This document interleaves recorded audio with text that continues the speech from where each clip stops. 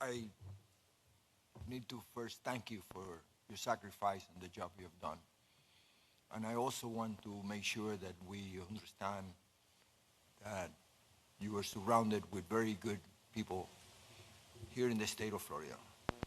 And just to mention a few, we have the best governor and lieutenant governor in DeSantis and Jeanette Nunez. We have the best two senators in Mario. Mario is a congressman, but the two senators, Scott and Marco, the best congressman for sure. Guy sitting to your left, my dear friend. And I cannot forget somebody who is just being promoted very recently, or I hope he gets vetted in front of the Senate, our dear Carlos Trujillo, a very young man with a tremendous future. Thank you very much, because you have selected those people, and I assure you they will be eternally loyal to you, and they have your back. I assure you of that. Now, my story is very simple. We always talk about socialism. Socialism is nothing but communism during Halloween. There's no such a thing as socialism. America has always been the most socialist country in the world. We're definitely the most generous. Look at the people in this table. Look at our backgrounds. Just think that in 1961,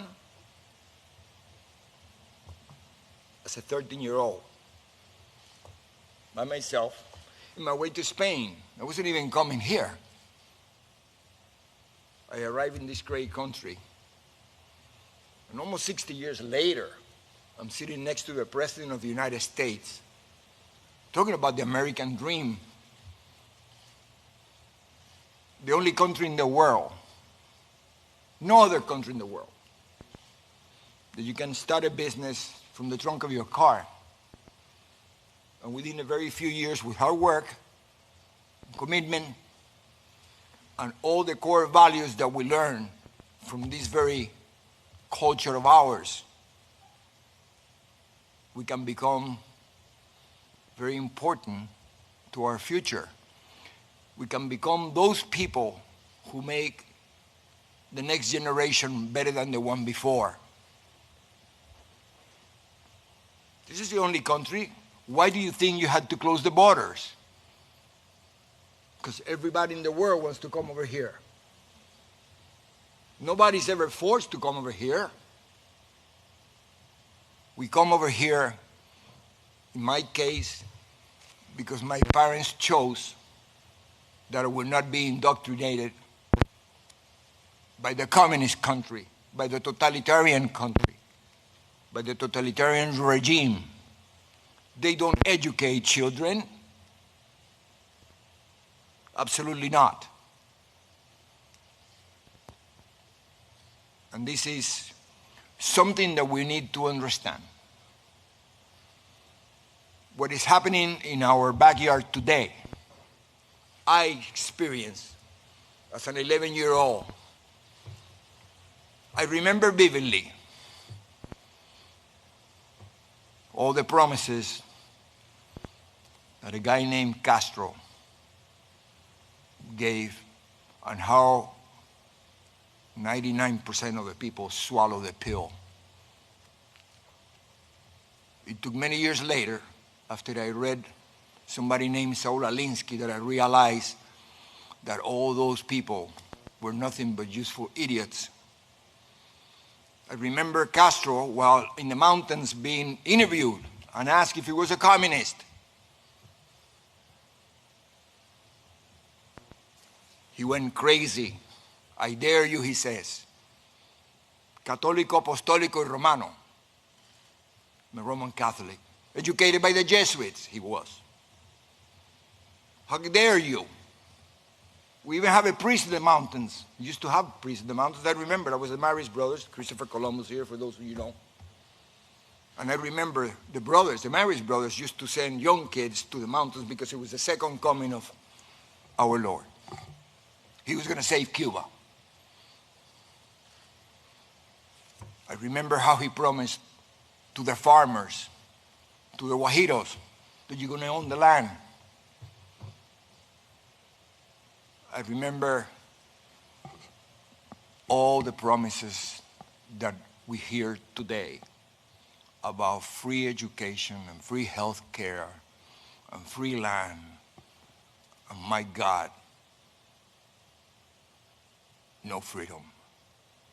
But he never said that until after he was in power, got rid of all the police, got rid of all the military, been there for the last 60 years and counting.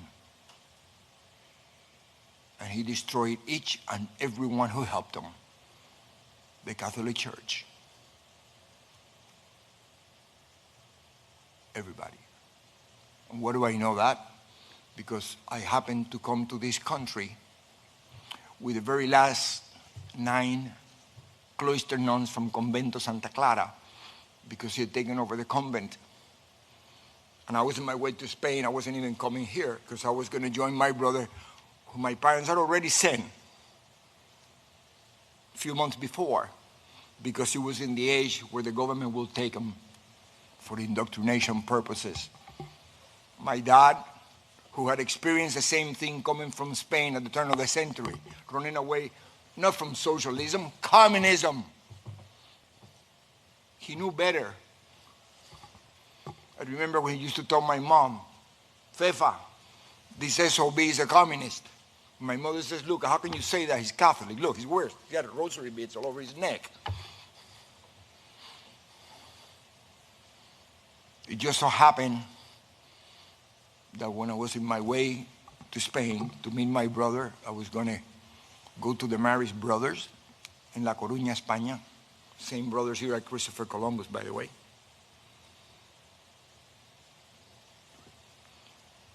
My brother died. And I was kept in this country. Greatest blessing I ever had. But imagine what happened to mom and dad. One day, you lose both kids. This is a family who had never been involved in politics. My father came at age 18 from Spain, running from communists. By himself, never went back. After a long, long life of sacrifice, when he was about to enjoy the fruit of his labors, just like a president that is helping us today, because he could have been just having a good time, one of his many beautiful golf courses, I know. But yet he gave up enjoying the fruit of his labors to do this. So did my dad. That's why I love you. Exactly the same. So when they're about to do that, from one day to the next, they end up in this country with the shirt that he was wearing on his back. And Little Maximo have been here already 4 years. But thank God for Pedro Pan. Talking about socialism, Catholic Church, 14,000 kids who came like me in this country without parents.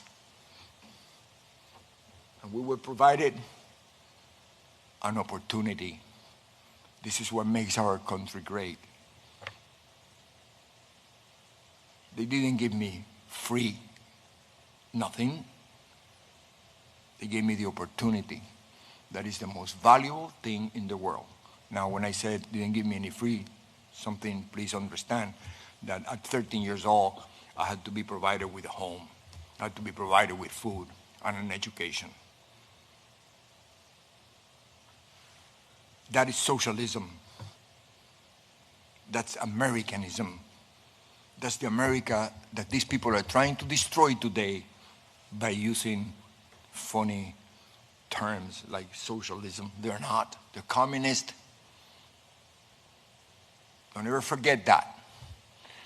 I know our president understands that because he knows. He's been all over the world, and you're surrounded with great people, very loyal people.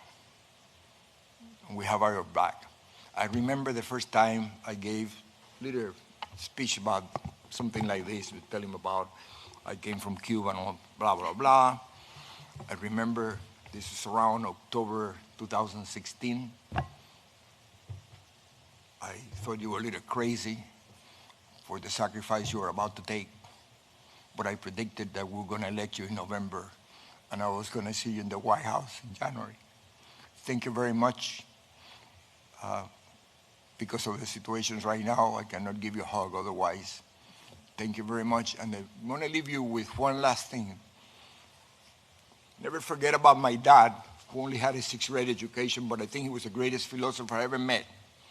He used to tell us how lucky he was because he was able to come from Spain to Cuba. And then he came from Cuba to the United States. And he saw me graduate from college, and that was the biggest prize he ever had. And he said, don't lose this place because you're not going to be as lucky as me. Because if you lose this place, you have no place to go. So with that, please keep that in mind. And please, people, explain that to our young people who are demonstrating out there. Don't be useful idiots. Please understand what's happening in our country. See what happens to our parents, and see what is happening to America today. Mr. President, thank you very much, and thank you for your hard work. Thank you very much.